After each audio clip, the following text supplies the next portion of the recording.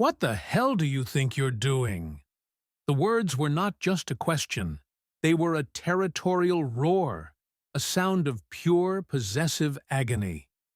Alistair Finch's voice, a tool he typically wielded with the cool, dispassionate precision of a surgeon in boardrooms and during hostile negotiations, was now a jagged shard of glass. He had returned home early from a charity luncheon he'd been dreading, the stale air of performative philanthropy still clinging to his bespoke suit.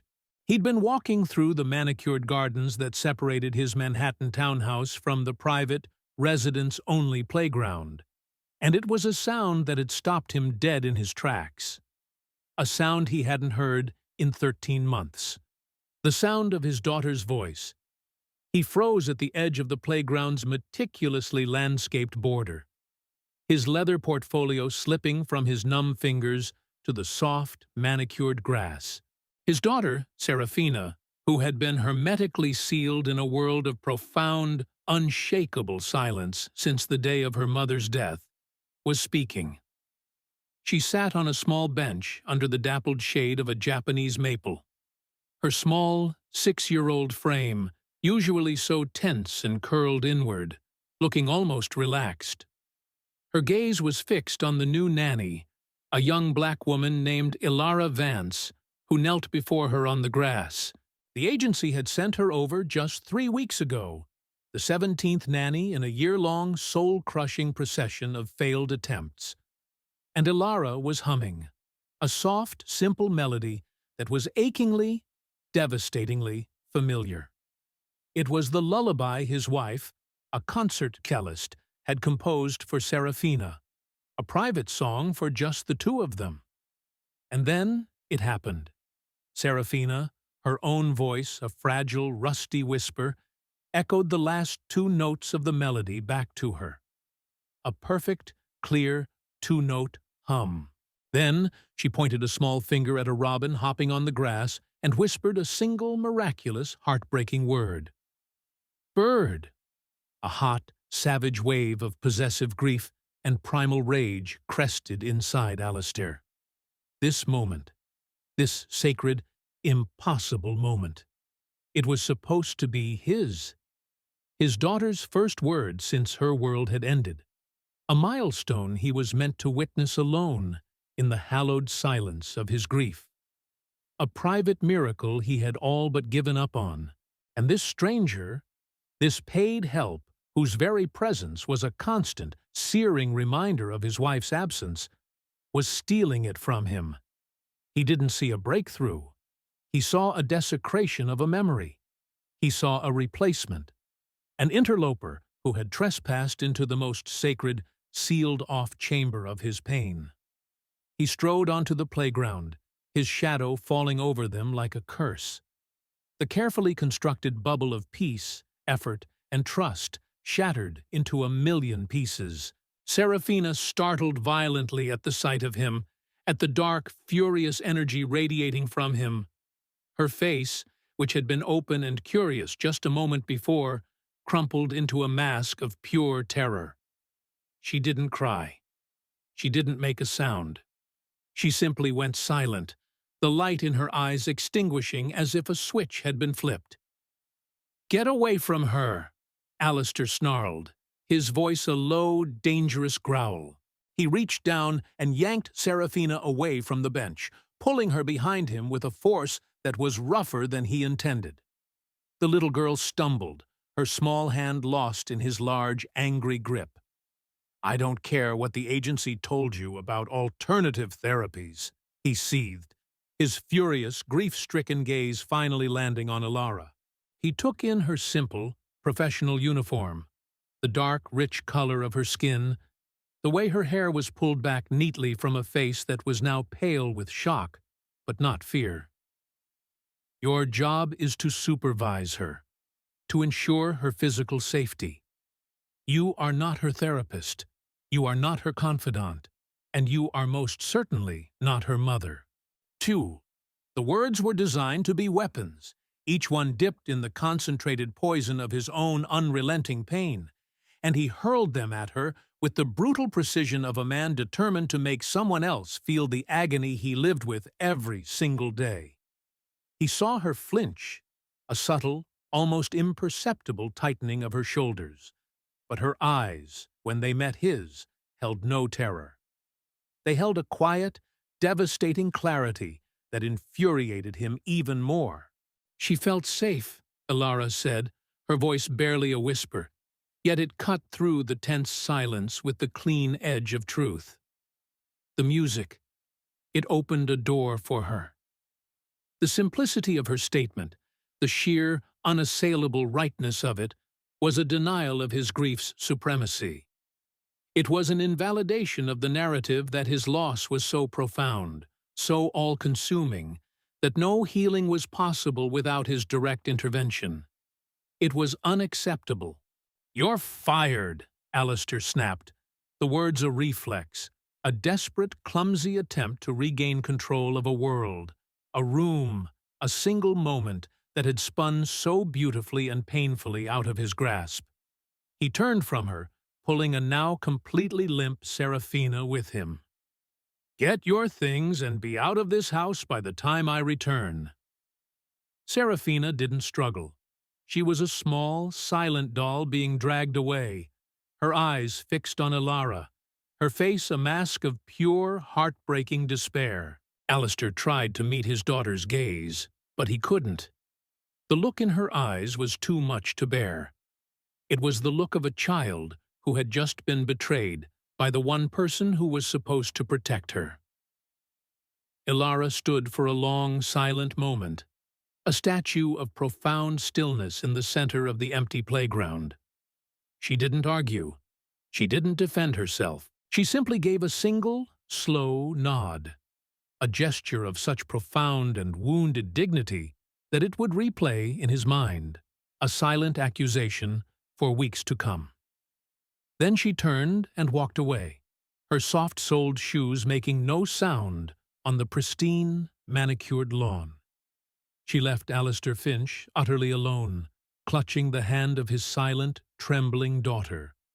A hollow victory that already, profoundly, felt like a catastrophic, unforgivable defeat. The silence that descended upon the Finch townhouse in the hour after Ilara's departure was a living, breathing entity. It was thick, suffocating, and malevolent. It was punctuated only by the soft, almost inaudible, hiccuping sobs coming from behind the closed door of Serafina's bedroom. Alistair stood in his study, the room a monument to his success, with its floor-to-ceiling bookshelves, its collection of rare first editions, and its panoramic view of the city skyline. He had done what he always did when faced with a problem that threatened his sense of order. He had identified a variable, assigned blame, and eliminated it with ruthless efficiency. It was the precise, cold logic that had made him a legend in the world of international finance. So why did he feel not a sense of control, but a profound, gut-wrenching hollowness, as if he had just surgically removed a vital part of his own heart? He had poured himself a glass of expensive, 25-year-old single-malt scotch, but the liquid sat untouched on his polished mahogany desk, its amber glow offering no warmth, no comfort. His victory felt like ash in his mouth. He could still hear Serafina's quiet, heartbroken cries through the thick, soundproofed walls of the townhouse, a testament to her renewed and deepened misery. He should go to her. He knew that. He was her father. But what would he say? He was a man who spoke the language of contracts and clauses, of profit and loss, of risk and reward.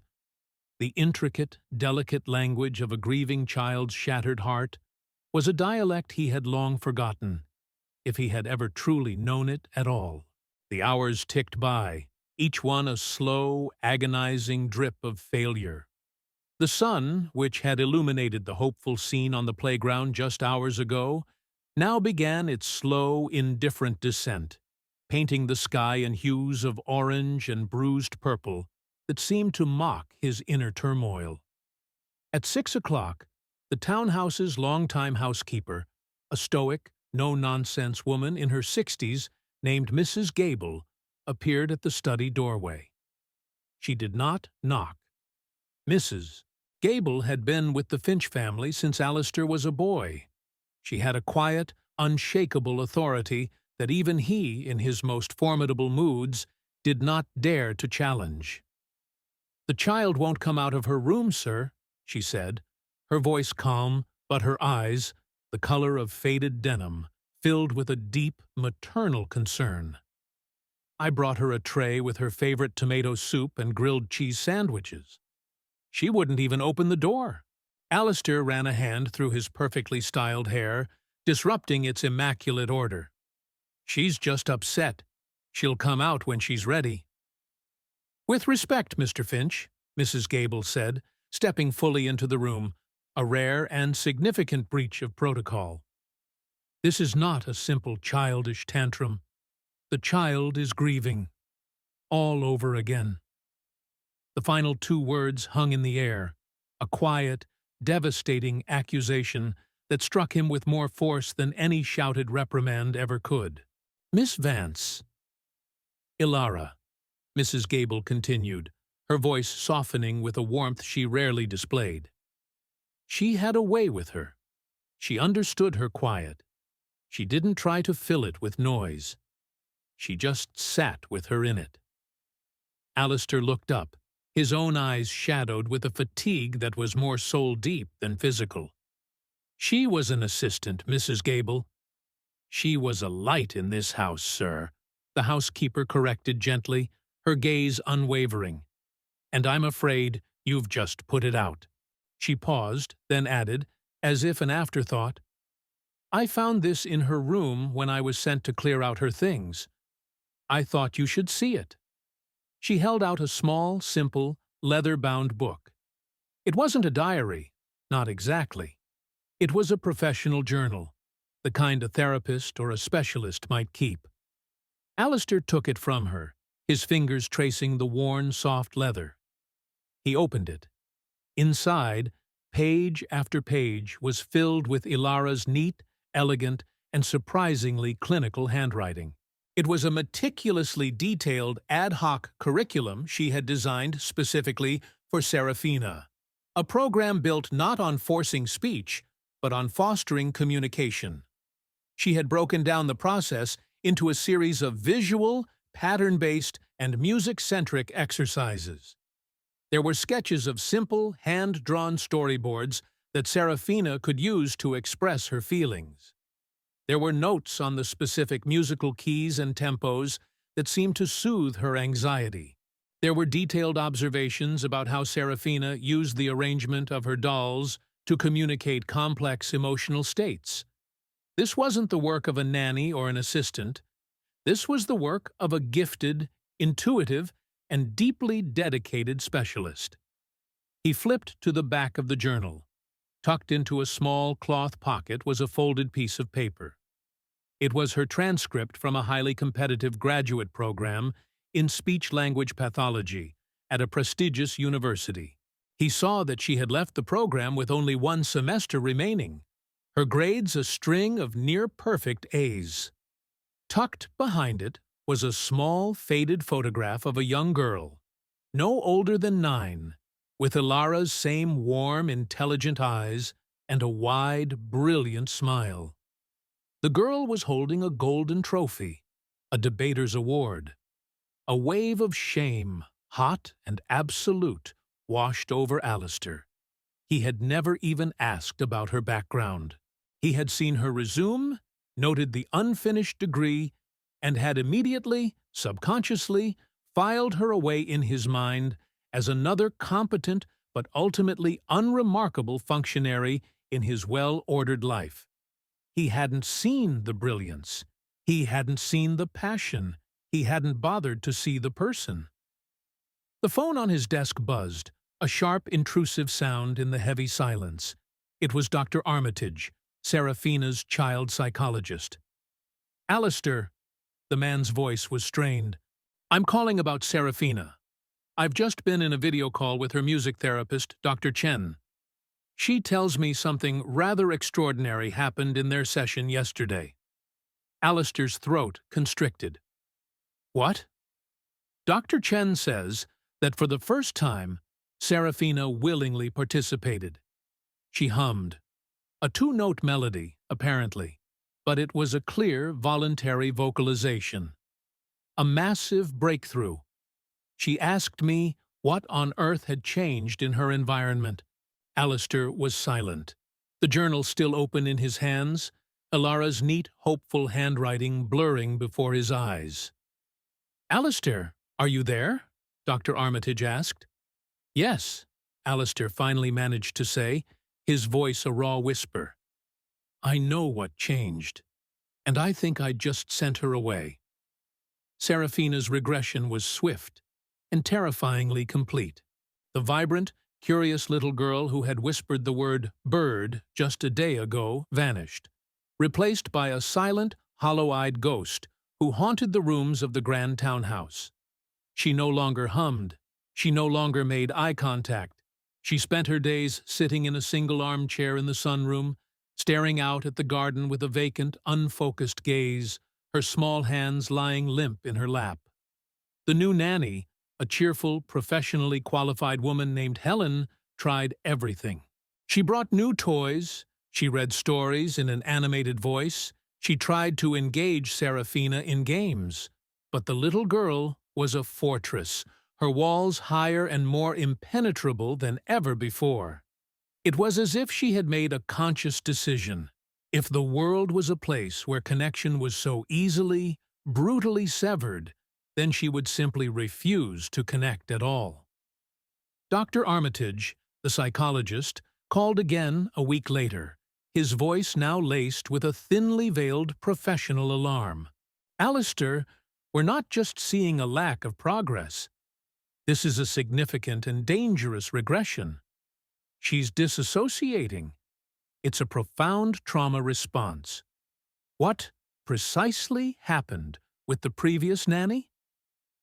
Alistair, standing alone in the sterile silence of his study, the city lights glittering coldly outside his window, finally, painfully, told the truth.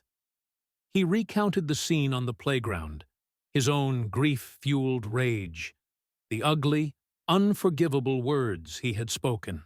When he was finished, a long, heavy silence stretched over the phone line. "I see," Dr. Armitage said finally, his voice devoid of judgment but heavy with implication. "Well, Alistair, it seems clear that Miss Vance had established a primary therapeutic bond with your daughter, a bond you have now severed. I strongly recommend you do whatever it takes to repair it. Serafina's long-term well-being may very well depend on it." The psychologist's words were not a suggestion. They were a directive. Alistair, a man who had built an empire on his own unshakable self-reliance, was now faced with a problem he could not solve, a wound he could not heal. He had to fix this, not for his reputation, not to appease the specialists, but for his daughter. But he knew, with a certainty that was both humbling and terrifying, that he could not do it alone.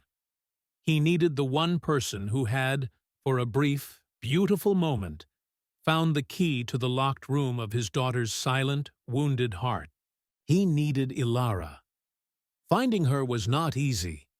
The agency, citing his unprofessional and abrupt termination of her contract, was initially, frostily, uncooperative. It took a carefully, humbly worded letter from Alistair himself, not from his legal team, admitting his fault and explaining the dire situation with Serafina, for them to finally, reluctantly, provide a forwarding address. The address was for a small, unassuming community library in a part of the city he rarely, if ever, ventured into. It was a place of vibrant, chaotic life, a stark contrast to the monastic, curated quiet of his own world.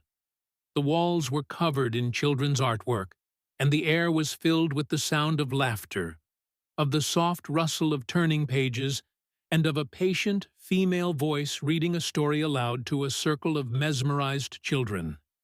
He found her in a sunlit corner of the children's section, sitting on a low stool, a picture book open in her hands. When the story was over and the children had scattered to find their own books, she looked up and saw him standing there, a ghost from a world she had already begun to leave behind. The warm, open light in her eyes did not extinguish, but it was instantly shielded, her expression settling into a careful, guarded neutrality that was more impenetrable than any wall. "Mr. Finch, Ilara," he said, the name still feeling new and unfamiliar in his mouth. I came to apologize." She didn't speak, didn't invite him to sit. She just waited, her hands folded in her lap, a silent, powerful gatekeeper to the forgiveness he so desperately sought. "What I said, how I acted, there is no excuse for it." "None," he said, the words coming out in a rush, a clumsy, unpracticed torrent of regret. "I was wrong." He took a ragged breath, the simple act of exhaling feeling like a monumental effort. "I saw a miracle, and I was too blinded by my own selfish grief to recognize it. I broke something beautiful, and in doing so, I have broken my daughter." A flicker of emotion, perhaps surprise, perhaps a deep, bone-deep weariness, passed over her face, but it was gone as quickly as it came.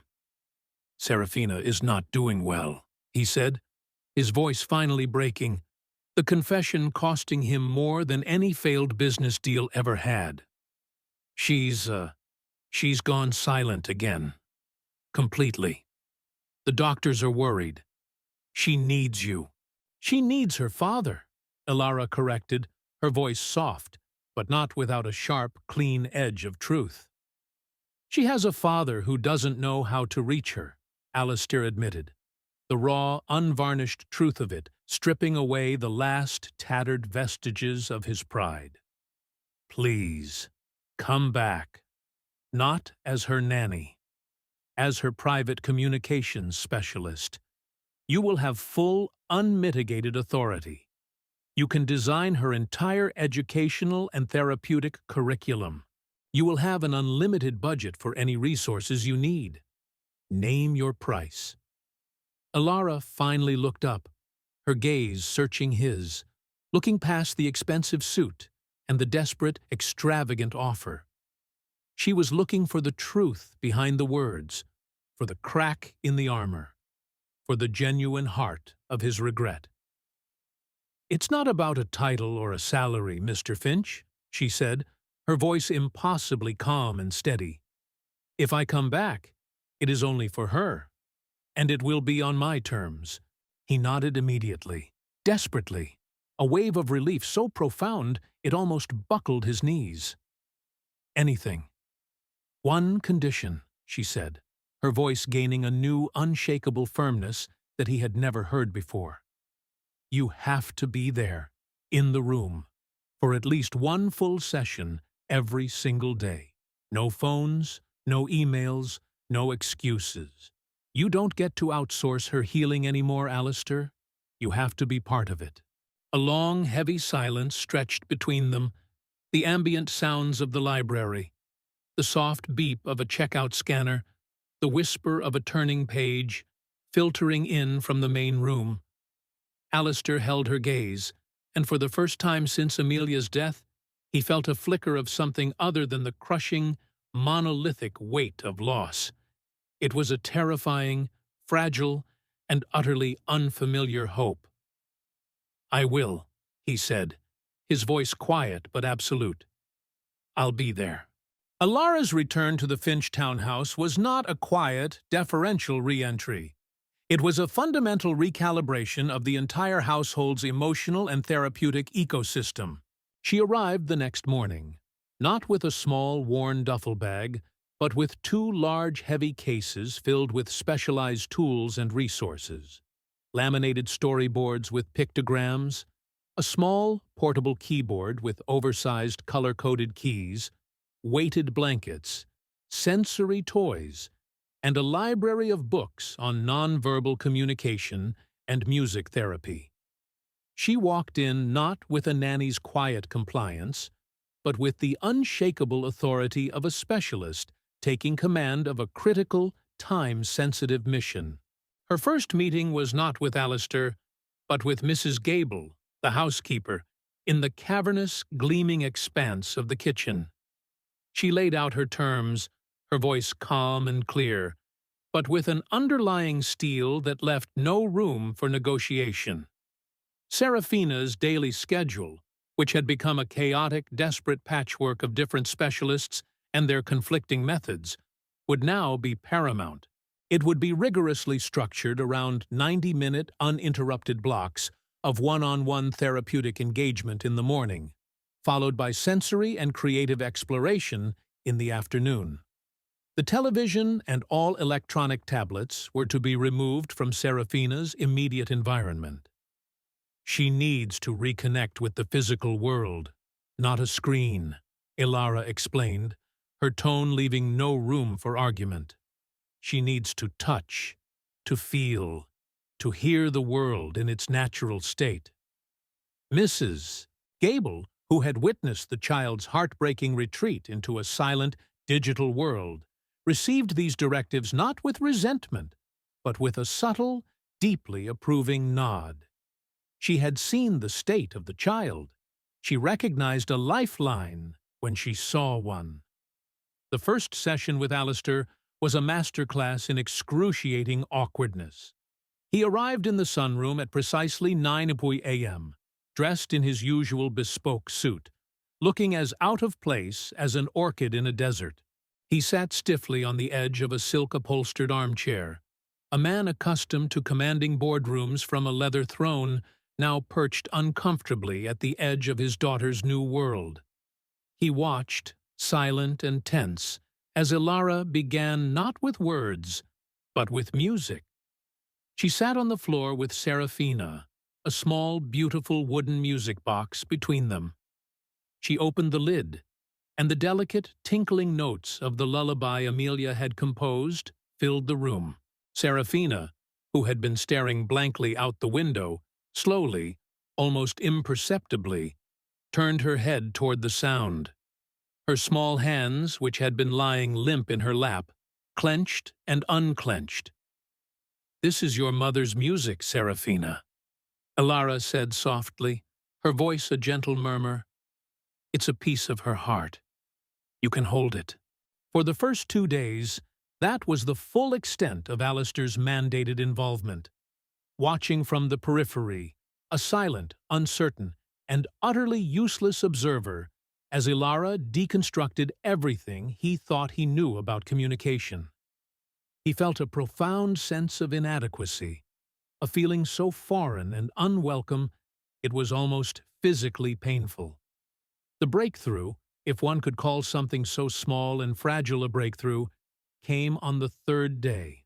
They were on the floor, surrounded by a vast array of colored silk scarves. Ilara was teaching Serafina a simple form of sign language, using the scarves to represent different emotions: blue for sad, yellow for happy, red for angry. Serafina was hesitant, her small hands clumsy and uncoordinated.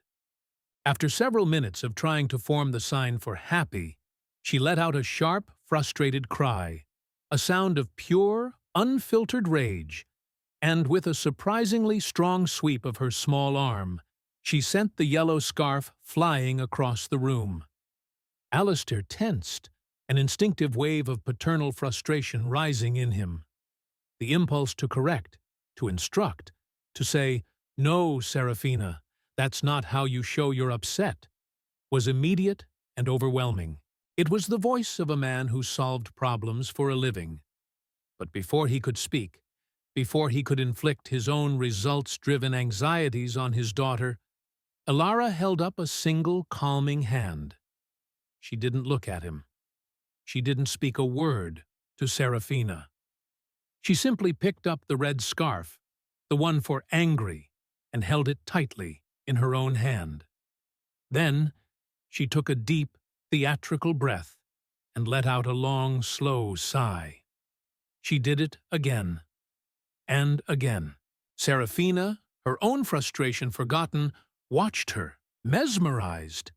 Then, slowly, she picked up her own blue scarf, the one for sad, and mimicked Ilara's deep breath. Alistair watched, holding his own breath, a complex, painful knot of pride, frustration, and inadequacy loosening in his chest. He was witnessing a language beyond words, a conversation built on a foundation of patience, empathy, and the profound wisdom of meeting a child in her own emotional landscape instead of forcing her into his. He was learning. Weeks turned into a month, the days marked by the slow, steady rhythm of this fragile, sacred routine. Alistair began to anticipate the daily sessions, not with dread, but with a quiet, intense curiosity. He found himself rearranging international conference calls and pushing back board meetings to ensure he was there, on the floor, at 9 a.m. sharp. He learned the simple signs for more, all done, and love. He learned the name of Serafina's favorite storybook character, a brave little firefly named Flicker. He learned the specific Debussy prelude that Ilara played on the piano that could soothe Serafina from the brink of a meltdown. One rainy afternoon, Ilara brought out a large, empty glass jar and a bag of smooth, polished river stones. "This is our story jar," she explained.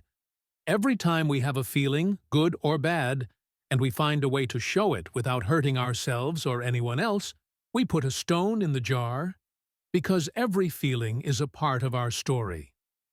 Serafina loved it. She would gleefully drop a stone in the jar after successfully signing "frustrated" instead of throwing a toy. Alistair watched, a slow, profound smile spreading across his own face. He thought of his own life, of his own unexpressed grief, of the things he had broken. Maybe, he thought, they weren't just failures. Maybe they were just parts of a story he hadn't yet learned how to tell. It was in the middle of one of these sessions that his phone, which he had dutifully silenced, buzzed with an incoming text. It was a photo from Mrs. Gable. The photo was of Ilara's old discarded journal, which she had apparently found while cleaning out a storage closet. Attached was a close-up of the photograph of Ilara and the young girl with the debating trophy. The note read, "Sir, I thought you should see this. Her sister, Sarah, a brilliant girl. The world was too loud for her." A current of warmth, of an unspoken, profound connection, flooded through him. He looked at Ilara, who was now laughing as Serafina tried to teach him the sign for silly. He saw her not as an employee, not as a specialist, but as a brilliant, compassionate, and utterly extraordinary woman who had taken her own unbearable loss and transformed it into a life-saving gift for his daughter. They were no longer just a father and his daughter's specialist, locked in a contractual arrangement. They were two people tethered by love and loss to the same small, brilliant center of gravity. A girl who was finally, painstakingly, learning to find her own voice in the beautiful, logical, and magical world of silence. The tentative, fragile peace that had settled over the penthouse, an ecosystem of music boxes, story jars, and quiet, incremental progress, was shattered by the unexpected, unannounced arrival of Amelia's brother, Duncan. He did not call ahead. He did not wait to be announced by Mrs. Gable. Alistair's brother-in-law strode into the lobby of the building like a hostile takeover, dressed in an impeccably tailored suit of shark-skin gray that seemed to absorb all the light in the room. His hair was styled in a sharp, professional cut, and his eyes, a colder, more calculating blue than his late sister's, were as sharp and analytical as the financial models he designed for a living. Duncan was a man who did not believe in sentiment. He believed in quantifiable results, and he had come for a full accounting of his niece's progress, or lack thereof. He found them in the sunroom, which had been transformed into Serafina's primary learning and creative space. It was a scene of quiet, focused domestic industry. Alistair, his suit jacket discarded and sleeves rolled to his elbows, was on the floor, helping Serafina construct a complex, sprawling city out of magnetic tiles. Elara knelt beside them, coaching the girl softly, her finger gently guiding Serafina's small hand toward a book of architectural designs. Duncan stopped dead in the doorway, his perfectly handsome face a mask of undisguised disapproval. The carefully maintained facade of familial politeness cracked, revealing the raw, proprietary grief and, more disturbingly, the ambition that churned beneath. "Alistair, what in God's name is going on here?" he demanded, his voice dripping with an icy disdain that made the warm, sunlit air feel suddenly frigid. His eyes flickered to Elara, appraising and dismissing her in a single brutal glance, as one might an intrusive, unapproved line item in a multi-million-dollar budget. "Uncle Duncan?" Serafina whispered, her voice a small, hesitant sound, her face lighting up with the innocent, uncomplicated delight of a child seeing a familiar face. Duncan's severe expression softened for a fraction of a second as he looked at his niece, a flicker of genuine affection in his cold eyes. But the warmth vanished the instant his gaze returned to Elara, his expression hardening once more into a mask of contempt. "I was under the impression," he said, his words aimed squarely at Alistair like poisoned darts, "that you had retained the services of Dr. Armitage and a team of clinical specialists to handle Serafina's condition." His tone made it unequivocally clear that the woman on the floor with his niece was not included in that esteemed category. "This is Elara Vance, Duncan," Alistair said, rising slowly to his feet, his own posture stiffening in response to his brother-in-law's attack. "She is Serafina's private communications specialist." Duncan arched a perfectly sculpted eyebrow, the gesture a masterclass in condescension. "Specialist? The placement agency I contacted for a reference informed me she was a former nanny with an unfinished graduate degree. A woman of color, I believe." The descriptive, dismissive term hung in the air, ugly and sharp and dissonant in the cheerful sunroom. Alistair's jaw tightened, a muscle pulsing rhythmically in his cheek. "Her methods are unconventional, her results are undeniable, and her race is entirely irrelevant." "Is it?" Duncan countered, stepping fully into the room, his presence, his expensive cologne, his aura of monolithic self-assurance dominating the space. "I find it highly irregular that this woman has been given such an intimate and influential role in my niece's life. A child who has a multi-million-dollar educational and medical trust in her name, Alistair, needs structure and rigor. She needs a proven, data-driven methodology. She needs family to protect her interests." Surtout, the implication was a stiletto, sharp, thin, and aimed directly at Elara's heart. Elara was not family.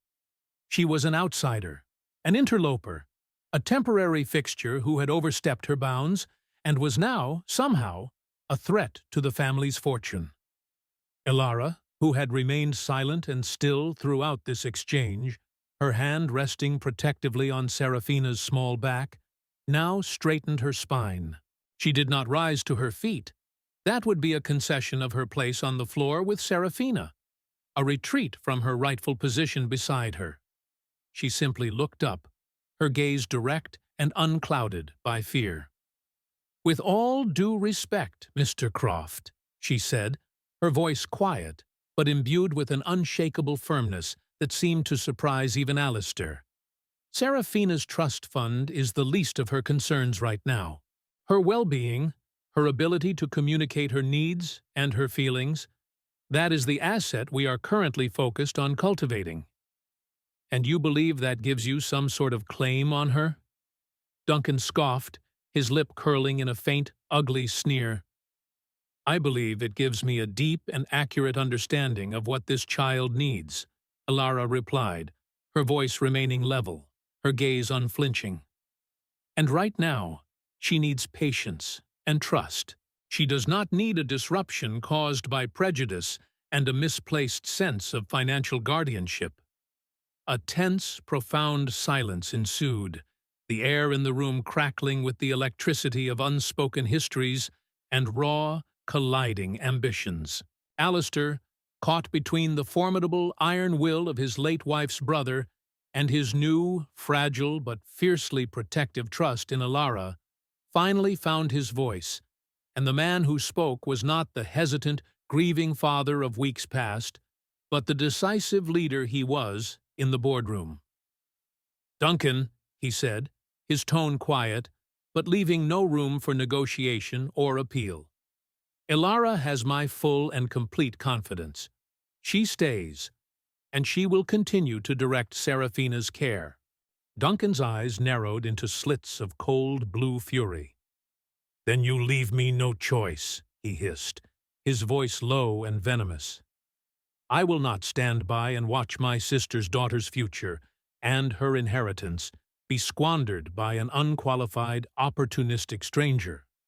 I am a co-trustee of her educational and medical fund, a fact you seem to have forgotten. I am speaking to my lawyers this afternoon.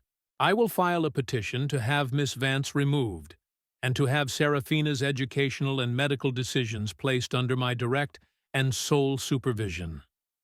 We will see what a family court judge has to say about this arrangement."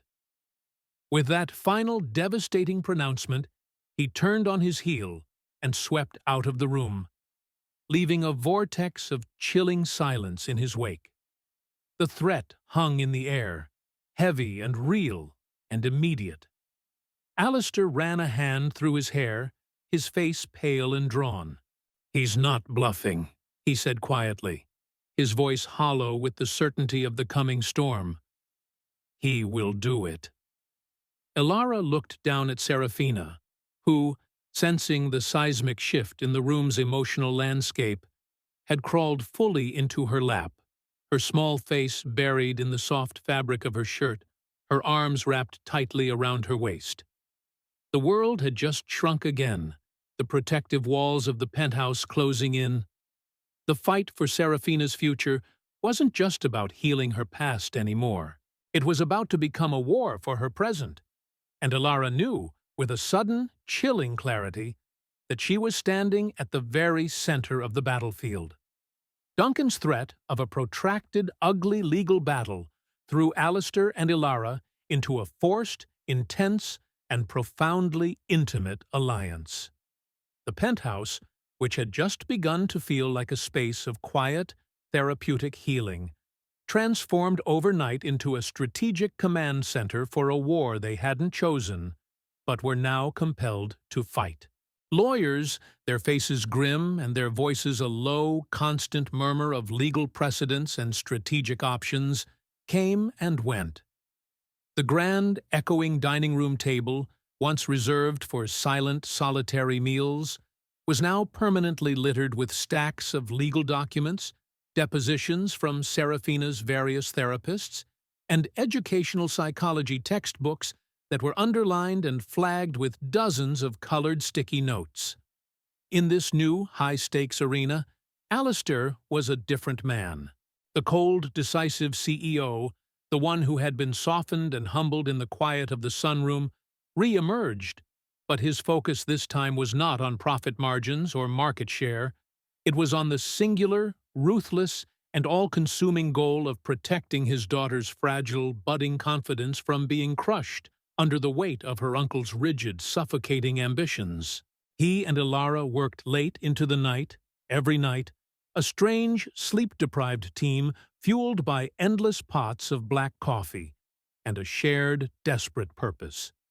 He handled the intricate legal strategy, his mind sharp and analytical as he dissected precedents from similar cases involving non-traditional educational methods and drafted blistering affidavits. She, in turn, became the chief architect of their defense's core argument, meticulously compiling the overwhelming evidence of Serafina's progress. She organized her lesson plans into a comprehensive, alternative curriculum, edited hours of video clips that showed Serafina enthusiastically explaining her feelings using her storyboards and signing simple sentences, and created detailed charts that tracked her verbalizations from single, hesitant whispers to clear, two-word phrases.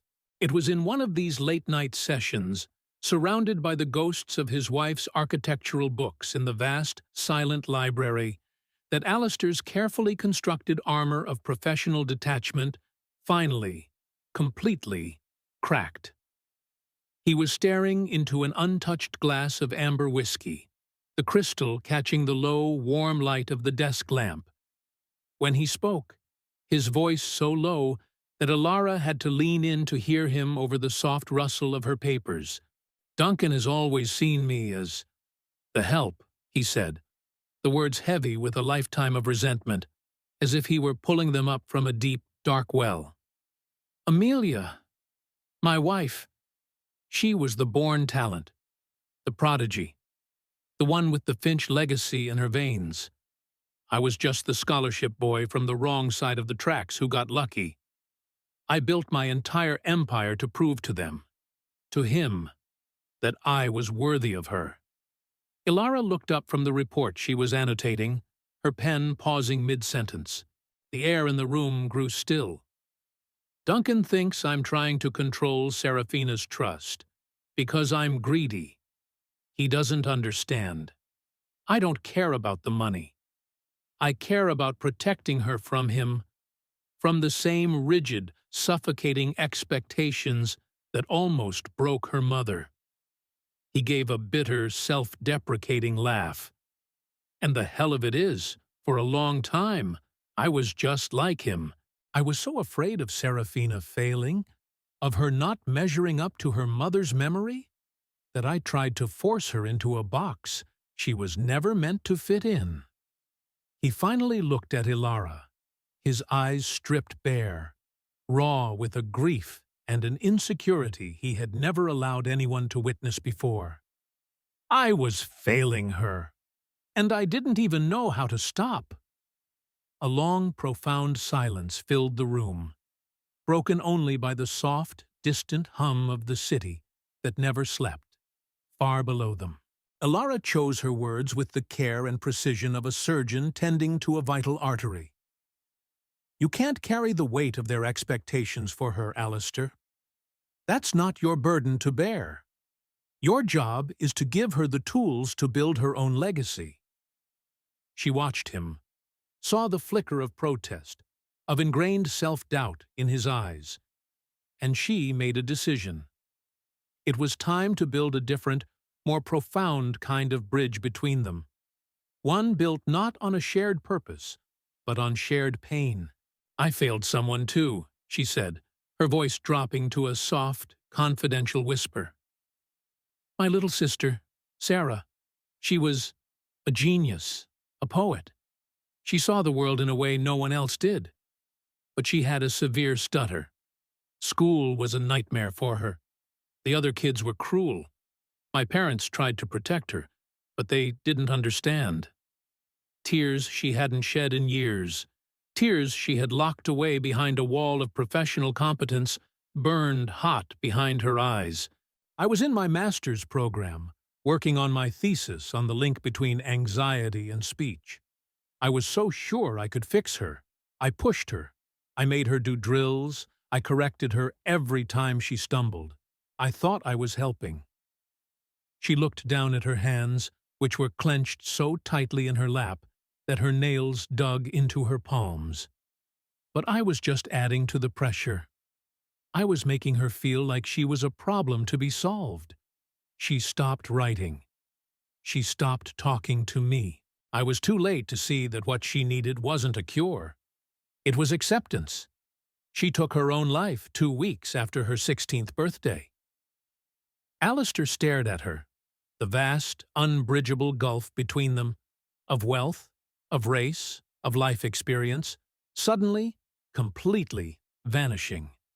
It was replaced by the universal, desolate, and achingly familiar landscape of grief and guilt.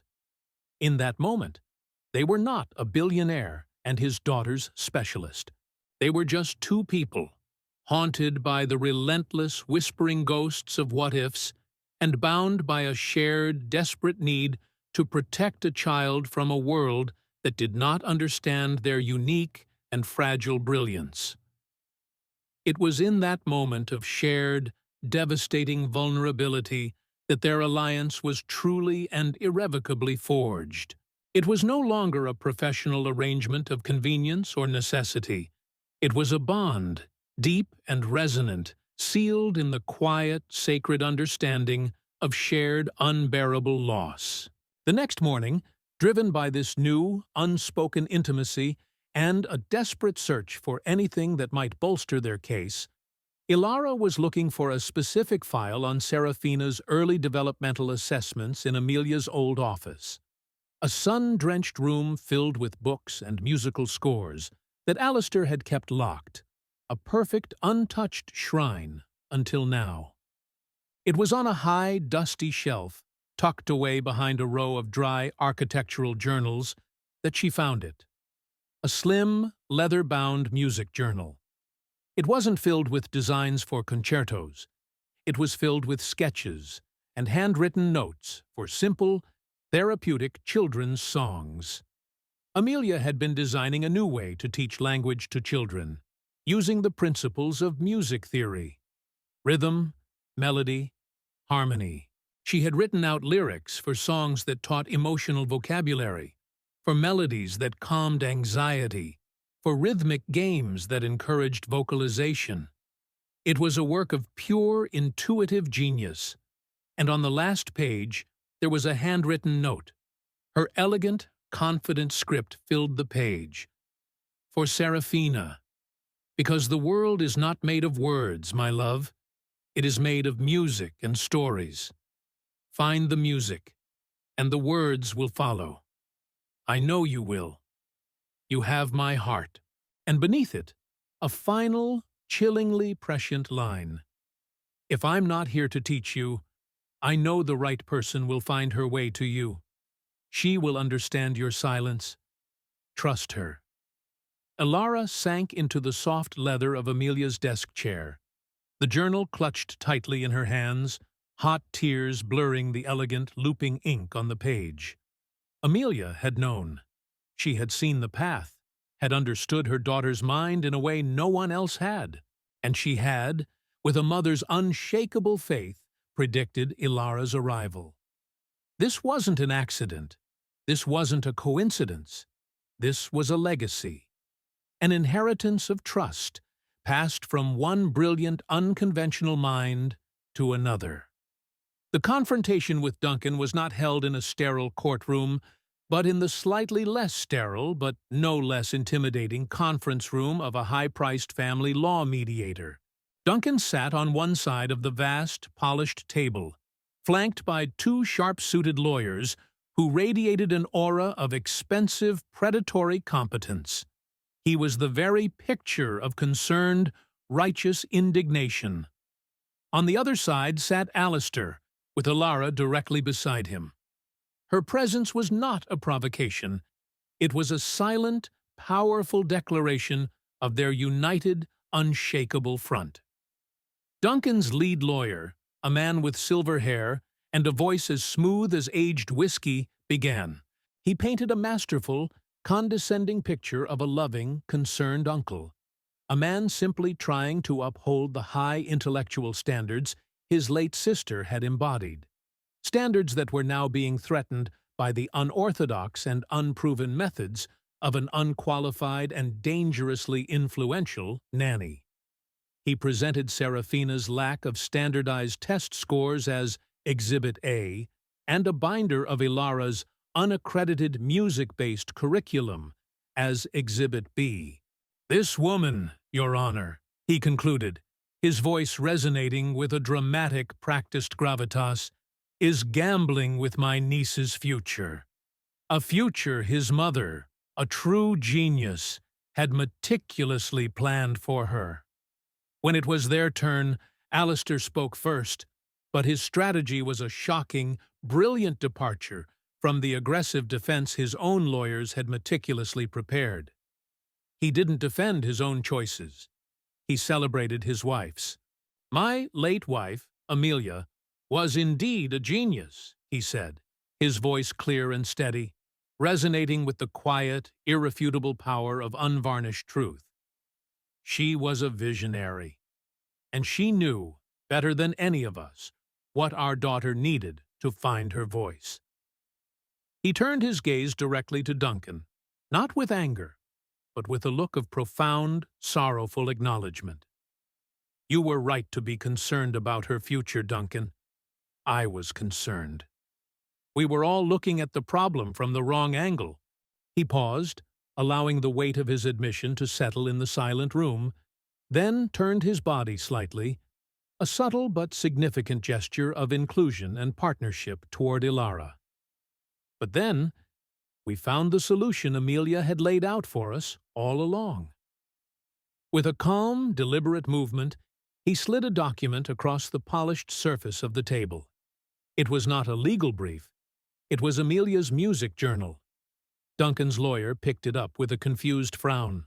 Duncan leaned over, his own eyes scanning the familiar, elegant handwriting and the brilliant, innovative musical notations. A small, sharp, involuntary gasp escaped his lips, a tiny, heartbreaking sound of shock and utter disbelief in the quiet room. Amelia designed this, Alistair said softly. A new way of teaching, a new way of communicating. She knew Serafina's mind was like hers, musical, creative, lyrical, and she left us a blueprint. Then it was Ilara's turn to speak. She didn't rise to her feet. She remained seated, her posture radiating a calm, centered strength that seemed to quiet the very air in the room. She didn't speak of her qualifications or her unfinished degree. She spoke of Serafina. She described the little girl she had first met, a child drowning in a sea of silence she couldn't escape, a child convinced she was broken. And then, her voice softening, she described the girl she was becoming. Curious, confident, a child who now saw music not as a performance, but as a language. She opened the music journal to a specific page. Amelia didn't fear that Serafina would be silent forever, Ilara said, her voice gentle but firm as she looked directly at Duncan, a look not of accusation, but of shared, tragic understanding. She feared that the world, in its rigid, unimaginative way, would try to force a voice on her that wasn't her own. Serafina doesn't need to be forced into a box of verbal drills and standardized tests, Mr. Croft. She needs the freedom to sing, to hum, to create, to discover the world on her own terms. She closed the journal softly. That is what I have given her.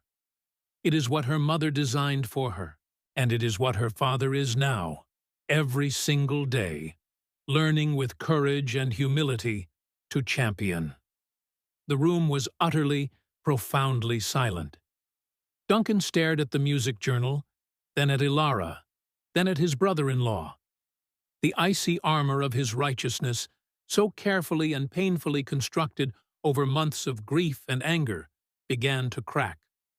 Beneath it was not a monster, but a grieving brother, terrified of losing the last living piece of his own sibling's brilliant legacy.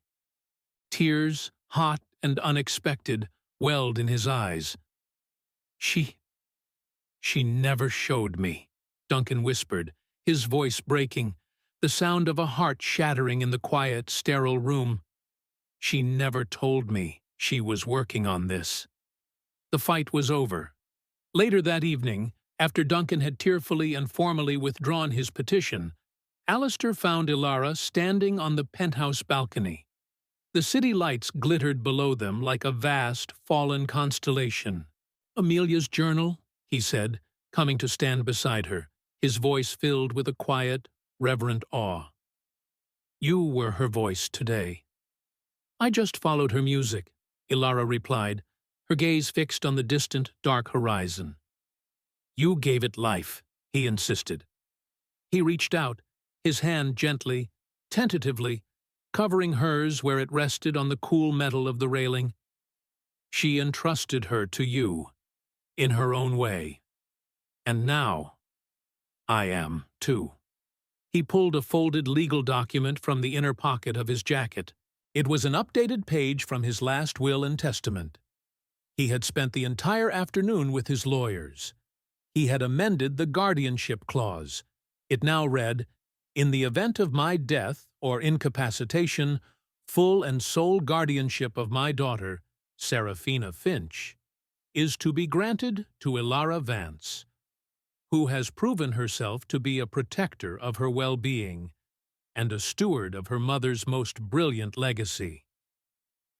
"Alistair, she started, her voice thick with an overwhelming wave of emotion. "This isn't a contract, Ilara," he said, his eyes searching hers in the soft, ambient glow of the city. "It's a promise. You are her family. You are our family." She didn't pull her hand away, and in the quiet of the night, high above the sleeping city, two fractured souls and one little girl were no longer just surviving a tragedy. They were beginning, together, to build a home. A new kind of quiet, one that was peaceful, organic, and alive, settled into the Finch townhouse in the weeks following the seismic confrontation with Duncan. It wasn't the sterile, empty silence of profound, unarticulated grief, but the gentle, humming stillness of a life being painstakingly, lovingly rebuilt.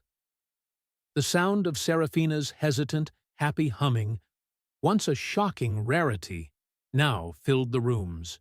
She would follow Ilara from the sunroom to the kitchen, a small, determined shadow, narrating her world in a charming, chaotic patchwork of simple melodies and newly formed two-word phrases. "Ilara, sing! Sarah, draw! Daddy, home!" Each utterance was a small, precious miracle, a testament to the deep, foundational healing that was taking root in the home's wounded heart. The victory over Duncan had not been a triumph of conquest, but a painful, necessary, and ultimately graceful realignment of their shattered family. He had begun visiting twice a week, no longer as a formidable co-trustee inspecting his assets, but as an uncle, tentative, humble, and learning. He would sit on the floor, his impeccably tailored suit a stark, beautiful contrast to the colorful chaos of Seraphina's xylophone and tambourines, and he would listen, really, truly listen, as Ilara guided the girl through her musical exercises. One afternoon, as Seraphina successfully played a simple three-note melody on the piano for the very first time, Duncan turned to Ilara, his eyes holding a sad, clear, and profound wisdom. "I spent so many years telling Amelia what success should look like," he said softly, his voice filled with a quiet, aching regret. "I never stopped to ask her what it felt like to her. Thank you for showing me the difference." The words were a quiet peace treaty, an acceptance not just of Ilara, but of his own sister's long-silenced truth. Ilara's role in the house had solidified, transforming from specialist to the undeniable emotional architect of their new life. Alistair, forever changed by the confrontation with his own grief and his wife's hidden truths, was more present than he had been in his daughter's entire life. He rescheduled international meetings, left the office at a reasonable hour, and made their evening music sessions a non-negotiable, sacred part of his day. One evening, as they sat together on the living room carpet, a comfortable silence between them, watching Seraphina finally, confidently, sing a full line of her mother's lullaby, Alistair reached for Ilara's hand without a word. It was a simple, spontaneous gesture, filled with a universe of unspoken gratitude and a burgeoning, tender affection that was both terrifying and exhilarating. He was looking at her not as an employee, not as a savior, but as a partner, an equal. It was in this atmosphere of fragile, growing, and deeply cherished peace that the final storm broke, arriving not with the bang of a dramatic confrontation, but with the quiet, devastating slit of a white, official-looking envelope delivered by a stone-faced courier. It was from the International Conservatory of Music. Alistair was there when she opened it. He saw the color drain from her face, saw her hand tremble as she read the single, devastating sheet of paper. "What is it?" he asked, his voice sharp with immediate protective concern. "It's a formal notice," she whispered, her voice barely audible, the paper shaking in her grasp as if it were alive. "The rights to Amelia's compositions. They're under review for transfer of ownership." Alistair took the paper from her, his own eyes scanning the dense, weaponized legalese. The claim was anonymous, but the allegations were vicious and surgically precise. It asserted that Amelia Finch, in the months before her death, was of unsound mind, and that a significant portion of her recent compositions, including the lullaby, were not her original work, but were improperly influenced by a third party.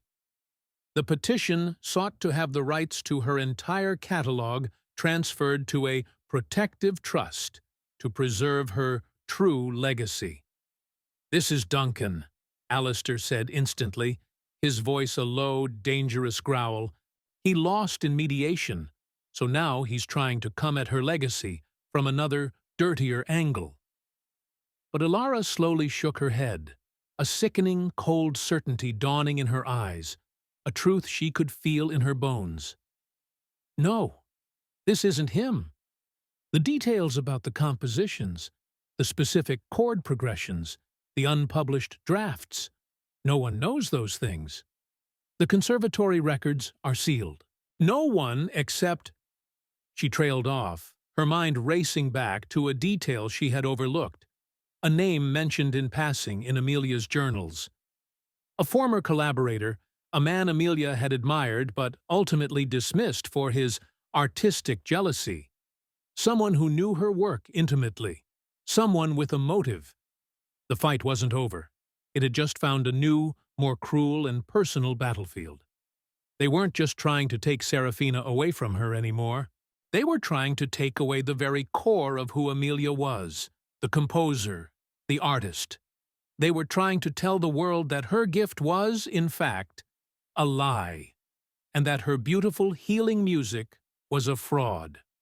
The final scene unfolded not in a sterile courtroom or a high-stakes boardroom, but in the quiet, sunlit living room of the penthouse, a space that had transformed over the last few months from a gallery of grief into a sanctuary of hard-won healing. It had been 3 long, agonizing days since the notice from the conservatory had arrived, 3 days of frantic, late-night calls to lawyers, of strategic consultations, and of a gnawing dread that had settled deep in Ilara's bones. Alistair had mobilized his entire legal team, a veritable army of the city's best and brightest. But the anonymous claim was insidious, a venomous ghost they couldn't seem to fight in the open. This morning, he had called an emergency meeting, not with his lawyers, but with the only people who mattered. Ilara sat on the plush sofa, a mug of untouched chamomile tea growing cold in her hands. Alistair paced before the fireplace, his movements tight with a restrained, simmering fury. And on the armchair opposite Ilara, looking smaller and more fragile than ever, but with a new, clear light in her eyes, sat Duncan. "I did not file that claim," Duncan said as soon as he arrived, his voice clear and devoid of any artifice, his gaze directed squarely and respectfully at Ilara. I know what you must think of me, but my war with you is over. I would never, ever desecrate my own sister's memory like that. That is a line I would not cross." Ilara looked at him, and, to her own surprise, she believed him completely. The calculated cruelty of the attack didn't have Duncan's polished, legalistic signature. This was something else. This was professional jealousy, curdled into a posthumous attack.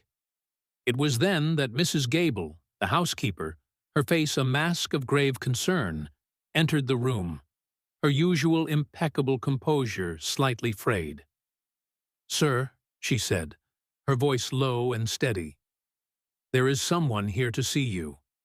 He says it's a matter of extreme urgency regarding the conservatory claim." A man stepped into the room behind Mrs. Gable. He was of average height, dressed in a nondescript suit that looked a size too big for his frame, his face a mask of nervous, profuse sweat. It was Professor Albright, Amelia's former mentor from the conservatory. "I had to come," Albright stammered, his eyes darting around the room, avoiding everyone's gaze. I made a call I shouldn't have. There was pressure." "Pressure from whom?" Alistair demanded, stepping forward, his voice a low growl that made Albright flinch. Albright swallowed hard, his Adam's apple bobbing in his throat. "A board member at the conservatory. He's also a senior partner at a major music publishing house. A man named Peterson. He heard about Miss Finch's unpublished works, about the value of her catalog now that there's renewed interest. He saw an opportunity." "An opportunity for what?" Ilara asked, her own voice dangerously quiet, cutting through Albright's nervous rambling. "To gain control of the publishing rights," Albright admitted, the words spilling out in a desperate, pathetic rush. "To paint Amelia as unstable in her final months. To suggest her work wasn't her own. Peterson wanted to devalue the estate's claim, to acquire the rights for a fraction of their worth. He paid me handsomely to dig up her old student files, to find anything that could be twisted. He's the one who filed the anonymous claim with the conservatory." The ugly, simple, devastating truth landed in the room with a thud. This was never about Amelia's legacy. It was never even about Ilara. It was about money. It was about a ruthless corporate predator using a woman's death and a child's profound vulnerability as leverage in a cold, brutal game of power. Ilara closed her eyes for a brief moment. The sheer, calculated cruelty of it, the absolute soullessness, was breathtaking. But when she opened them again, there was no fear left. There was only a calm, cold, clarifying fire. "Do you have proof of this?" Ilara asked, her voice steady as she looked directly at Albright. "Does Peterson have any evidence of your conversation?" Albright nodded miserably, his hand fumbling in his jacket pocket. He pulled out a small, sleek audio recorder. "I record all my sensitive calls," he whispered, his voice thick with shame. "It's a habit, for protection. It's all on here." Alistair took the recorder, his expression hardening into something Ilara had never seen before. It was not the face of a grieving father or a humbled CEO. It was the face of a man who was about to burn down an entire empire to protect his own. The rest happened with astonishing, ruthless speed. Alistair's lawyers, armed with the undeniable evidence on the recording, filed for an immediate injunction against the conservatory's review and a multi-million-dollar defamation lawsuit against Peterson and his firm. The conservatory board, presented with clear, irrefutable evidence of a malicious, fabricated claim, threw out the case against Amelia's estate within hours, issuing a formal public apology. By evening, the story had broken across every major arts and financial news network, and Peterson's career, along with his company's reputation, was in a spectacular, irreversible free fall.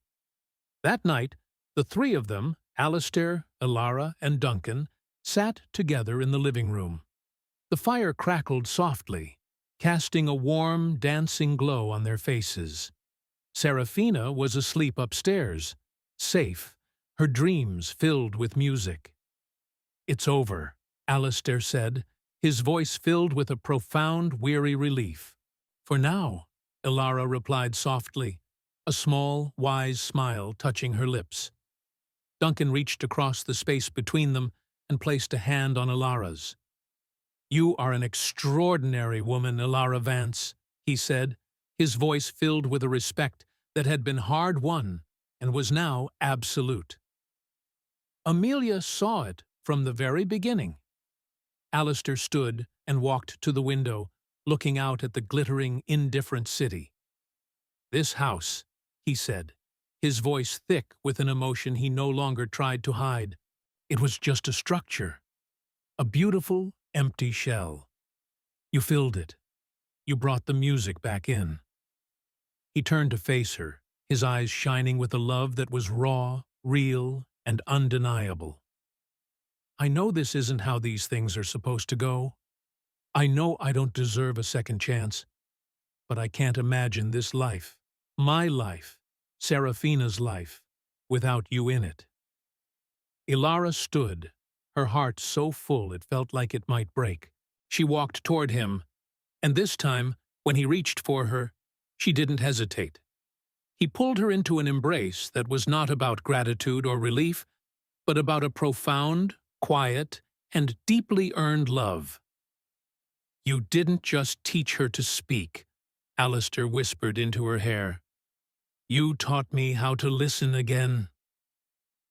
A year later, on a warm spring afternoon, a small, intimate group gathered in the penthouse's newly renovated rooftop garden.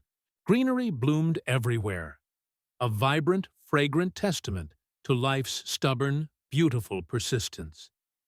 Serafina, now singing in full, clear sentences, chased a monarch butterfly across the soft, green grass, her laughter a bright, clear sound against the blue sky.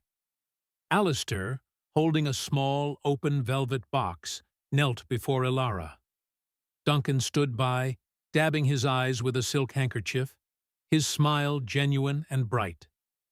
"Ilara Vance," Alistair said, his voice clear and full of a joy that was once unimaginable. "You came into my life to care for my daughter. Instead, you saved us both. Will you be my wife? Will you officially be our family?" And Ilara, her face wet with happy tears, looked from the man she loved to the little girl who had become her heart, and gave the only answer possible. "Yes." The house was no longer silent. It was filled with music, and the family, built not on blood, but on the unshakable foundation of courage, trust, and a love that had been tested by fire, was finally, beautifully, and completely whole.